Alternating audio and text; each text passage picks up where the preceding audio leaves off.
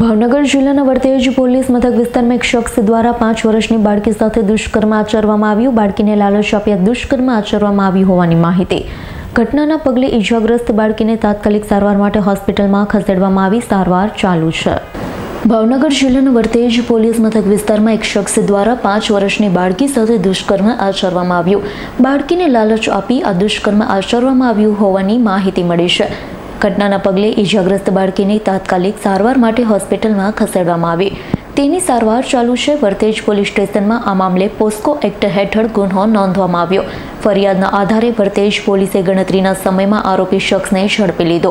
નામદાર કોર્ટ ખાતે રજૂ કરવા સહિતની કાર્યવાહી પોલીસે હાથ ધરી હતી.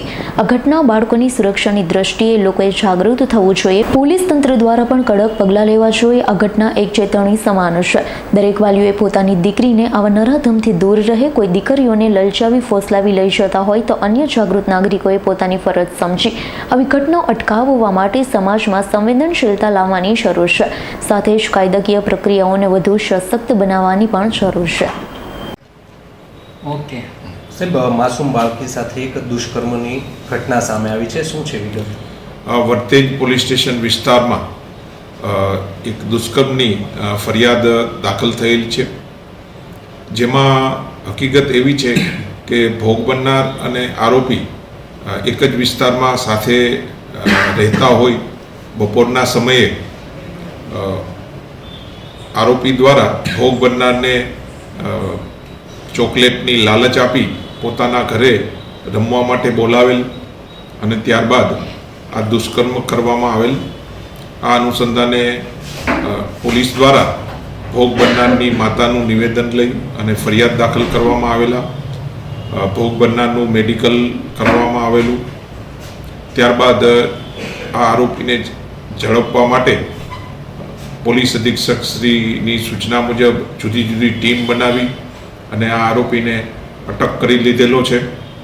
અને આ આરોપીને જુદા જુદા મુદ્દાઓ અનુસંધાને નામદાર કોર્ટમાં રજૂ કરી અને રિમાન્ડની માગણી કરવામાં આવનાર છે.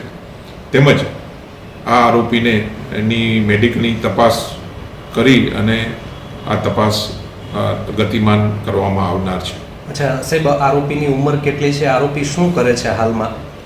આરોપીની ઉંમર જે છે તે 21 વર્ષની છે અને આરોપી જે છે એ જુદી જુદી જગ્યાએ મજૂરી કરનાર છે. મજૂરી કરવા જાય છે અને ત્યાં નજીકમાં બી એક ફેક્ટરી છે, ત્યાં બી એ મજૂરી કામ કરે છે. અચ્છા સાહેબ, આરોપીનો કોઈ ગુનાહિત ઇતિહાસ છે કે કેમ?